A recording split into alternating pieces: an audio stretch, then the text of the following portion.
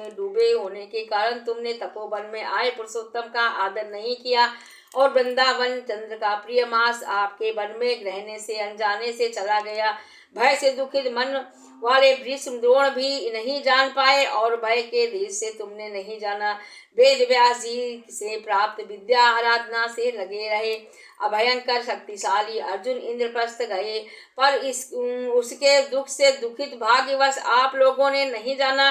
अतः अब क्या करना चाहिए? मनुष्य को प्रारब्ध भोग अवश्य भोगना पड़ता है। मनुष्य प्रारब्ध से ही सुख दुख भय और आनंद को प्राप्त होता है। अतः सदा भाग्य पर ही भरोसा रखो। हे राजन, अब आपके दुखों का दूसरा कारण कहता हूँ। इतिहास प्रसिद्ध इस कथा को अच्छी तरह श्रवण करो। कृष्ण कहने लगे कि ये द्रौपदी पूर्व जन्म में महाभाग्यशाली ब्राह्मण की पुत्री थी। कुछ काल व्यतीत होने पर 10 वर्ष की हो गई और अपने माता पिता की ये एक पुत्री थी और बड़ी चतुर गुणवती और सुंदरी होने के कारण ये पिता को अत्यंत प्रिय थी। ये पड़ोसियों सखियों को का सुख देखकर पुत्र पौत्र की इच्छा करने लगी और विचारने लगी कि ऐसे मेरे भी अच्छे गुण और भाग्य वाले भर्ता और सुख देने वाले श्रेष्ठ पुत्र किस तरह उत्पन्न हो, परंतु प्रारब्ध ने तो पहले ही नाश कर दिया। क्या करूं? क्या किसी मुनि के साथ पास जाऊं या किसी तीर्थ में जाकर वहां पर रहूं? मेरा भाग्य कैसे सो गया है कि कोई भर्ता मेरी इच्छा नहीं करता। बड़े आश्चर्य की बात है कि मेरे भाग्य से मेरा पंडित पिता भी मूढ़ हो गया है और विवाह काल प्राप्त होने पर भी मेरी जोड़ी को वर को मुझे नहीं सौंपता। मालिक के दुख की पीड़ा तथा कुमारी के में स्वामी का सुख जैसा मेरी सखियां जानती हैं मैं नहीं जानती हूँ। मेरे आकुल तथा व्याकुल वाले मनोरथ की चिंता से मेरी भागवती माता पहले कैसे मर गई। शोक और मोह की तरंगों से पीड़ित कन्या का पिता ये मेधावी ऋषिराज भी पृथ्वी में विचरने लगा, पर कन्यादान के निमित्त जोड़ी का बल ढूंढने नहीं मिलने से अपने मनोरथ में निराश हो गया। पुत्री की और उसके अपने दुर्भाग्य से टूटा संकल्प और का पिंजरा होने से उसको महादरुण तीव्र ज्वर हो गया और वो तब ऋषिराज सब शरीर में अतिशूल होने के कारण व्याकुल हो गया और श्वास पर श्वास से युक्त होकर लौटता फिर गिरता घर आकर पृथ्वी पर गिर पड़ा। जैसे मदिरा पान करने से मूर्छा को प्राप्त हो जाता है और अपनी पुत्री का स्मरण किया, तब तक पुत्री भय से व्याकुल होकर अपने पिता के पास आई और तब वह मरने से सदृश हो गया। दैवयोग से अकस्मात कांपता हुआ और कन्यादान के प्रसंग से उठे हुए महोत्सव से रहित और पूर्व काल के लिए गृहस्थी के धर्मों से रहित होकर संसार की वासना को छोड़कर हरि में मन लगाता वो मेधावी ऋषिराज श्री हरि पुरुषोत्तम को स्मरण करने लगा। हे श्री कृष्ण, हे गोविंद, हे हरे, हे मुरारे, हे राधेश, हे दामोदर, हे दीनानाथ, हे हरि के हरिकेश, आपको नमस्कार करता हूँ। आप मेरी संसार रूपी समुद्र से रक्षा कीजिए। इस प्रकार मुनि के वचन सुनकर बहुत जल्दी भगवान के पार्षद मरे हुए मुनि को जीवात्मा को लेकर भगवान के वैकुंठ धाम को चले गए। वो पुत्री पिता का मरण सुनकर हाय हाय रोती और पिता की देह को गोदी में लेकर विलाप करने लगी। अत्यंत दुखी होकर दारुण विलाप करती हुई मानो उसका पिता जीवित हो अत्यंत व्याकुल होकर कहने लगी, हाय पिता, मुझको किसके सहारे छोड़ कर विष्णु लोक में चले गए। हे तात, अब मैं बिना पिता के किसके पास रहूंगी? मेरे भाई है, न कोई कुटुंबी है, न तपस्विनी माता भी नहीं है जो मेरे भोजन तथा वस्त्रों की चिंता करती। अब इस दशा में मैं भी मर जाऊंगी, जीने से अब क्या काम है? इसे इस प्रकार बारंबार रोते हुए विलाप करते हुए सुनकर इस वन के रहने वाले ब्राह्मण सोचने लगे कि अत्यंत करुणा भरे स्वरों में इस तपोवन में कौन रोता है। फिर तपस्विनी मेधावी ऋषि की पुत्री का रोना निश्चय करके यहाँ पहुँचे और वहां पुत्री को गोद में मरे हुए मुनि को देखकर वन के सब रहने वाले भी रोने लगे और पुत्री को गोद में लेके मुर्दे को लेकर शमशान घाट में ले जाकर अतिष्ठी विधि से चारों तरफ काष्ठ लगाकर जला दिया और कन्या को समझाकर सब अपने अपने घरों को चले गए। और कन्या ने धैर्य धारण कर यथाशक्ति खर्च करके अपने पिता की अर्धदैहिक क्रिया की। बोलो श्री पुरुषोत्तम भगवान की जय। श्री सूत जी कहने लगे कि इसके पश्चात नारद जी विस्मय युक्त हो मेधावी ऋषि की कन्या का वृतांत पूछने लगे। नारद जी ने पूछा कि हे मुने, फिर इस कन्या ने वन में क्या किया? क्या किसी ऋषि ने उसके साथ विवाह किया? या नारायण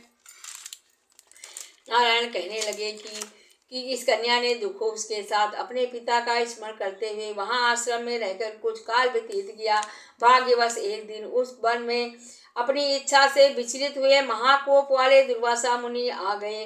दुर्वासा मुनि को आता हुआ देखकर शोक सागर में डूबी हुई उस कुमारी ने उठकर धीरज धारण करके मुनि के चरणों में नमस्कार किया। नमस्कार करके मुनि का नाना प्रकार से फलों से आदर करके मुनि का पूजन किया। फिर मुनि कन्या आदर से कहने लगी, हे मुनि, आपको नमस्कार है। मुझ दुर्भागिनी के आश्रम में आपका कैसे आना हुआ? आपके आने से मेरे भाग्य का उदय हो गया है अथवा मेरे पिता के पुण्य प्रताप मुझको समझाने के लिए आप आए हैं। आप जैसे महात्माओं के तीर्थ रूपी चरणों से रजकण को स्पर्श कर मेरा जन्म सफल हो गया और जो आप जैसे महात्माओं का मुझको दर्शन हुआ है। इस प्रकार कहकर वो बाला उनके आगे चुपचाप होकर बैठ गई। तब दुर्वासा मुनि कुछ हंसकर बोले, धन्य धन्य हे ब्राह्मण पुत्री, तुमने अपने पिता के कुल का उद्धार किया है। कन्या बोली, हे ऋषि, आपके दर्शन मात्र से ही मेरा शोक समुद्र सूख गया है। हे मुने, आप जो यहाँ आए हैं इसका परिणाम अच्छा ही होगा और मैं उत्पन्न हुई हूँ महाअग्नि की ज्वाला से जल रही हूँ। इस अग्नि को शीघ्र बुझाओ। मुझे हर्ष उपजाने वाला और कोई नहीं दिखाई देता। मुझको धैर्य देने वाली ना मेरी माता है, ना पिता है, ना भाई, न दुख से पीड़ित किस प्रकार जीवन निर्वाह कर रही हूँ। जिस दिशा को देखती हूँ वही शून्य दिखाई देती हूँ। अतः हे तपोनिधे, मेरे दुख का उपाय शीघ्र करिए। ऐसा कहकर वो बाला उनके आगे बैठ गई। दुर्वासा मुनि उसके उपाय के वास्ते सोचने लगे कि हे नारायण, कहने लगी कि हे नारद। इस प्रकार मुनि कन्या के वचनों को सुनकर मुनिराज विचार करके अत्यंत कृपा से इस बाला को देखकर कुछ हितकारक वचन बोले। बोलो पुरुषोत्तम भगवान की जय। ऋषि कहने लगे, हे सुंदरी, अब से तीसरा मास पुरुषोत्तम मास आएगा। उसमें स्नान करने से मनुष्य को दोषों से छूट जाता है। इसके तुल्य कार्तिक आदि कोई भी मास नहीं है। सब मास तथा पक्ष और भी जो भी पर्व हैं पुरुषोत्तम मास की 16वीं कला के बराबर भी नहीं है। 12,000 वर्ष तक गंगा में स्नान करने से जो फल मिलता है वही सिंह के बृहस्पति में आने पर गोदावरी गंगा में स्नान करने से जो फल मिलता है वही फल कहीं भी पुरुषोत्तम मास में एक बार स्नान करने से प्राप्त हो जाता है।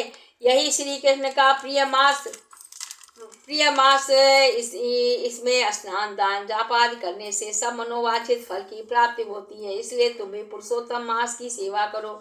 मुनिराज कन्या को ऐसे वचन कहकर मौन हो गए। श्री कृष्ण कहने लगे कि हे अर्जुन, मुनि के वचनों को सुनकर भावों से प्रेरित होकर वो मूढ़ बाला क्रोधित हो गई और बोली, हे ब्राह्मण, मुझ पर आपके वचन ठीक नहीं लगे। माघ आदि मास से किस प्रकार थोड़ा फल देने वाला कार्तिक मास को कैसे कम कहते हो? क्या सेवा किया हुआ वैशाख मास इच्छित फल देने नहीं देता है? ये तो मलिन मास सब कर्मों से निंदित है। ये मुने सूर्य क्रांति से रहित मल मास को आप कैसे श्रेष्ठ कहते हैं? इस प्रकार बोध से कहे गए ब्राह्मण की पुत्री के वचन को सुनकर ऋषि का शरीर जलने लगा और नेत्र लाल हो गए, परंतु फिर भी मित्र की कन्या को श्राप नहीं दिया और सोचने लगे कि हे कन्या मूर्ख है, अपने हित अनहित को नहीं जानती। पुरुषोत्तम का महात्म्य जो बड़े बड़े ज्ञानी भी नहीं जानते तो कम बुद्धि वाले पुरुष और कन्याएं कैसे जान सकती हैं? और ये बिना पिता की कन्या दुख रूपी अग्नि से सुलगती हुई मरे मेरे अत्यंत उग्र श्राप को कैसे सहन कर सकेगी? ऐसे उत्पन्न क्रोध को कृपा से दूर करते हुए और स्वस्थ होकर व्याकुल कन्या से कहने लगे कि हे बाले, तू मेरे मित्र की कन्या है, इसलिए तेरे पर मेरा कुछ भी कोप नहीं है। जैसा तेरे मन में हो वैसा ही कर और भी जो कुछ होने वाला है सो सुन, मैं कहता हूँ तूने जो पुरुषोत्तम मास का अनादर किया है इसका फल इस जन्म में या अगले जन्म में अवश्य अवश्य होना है।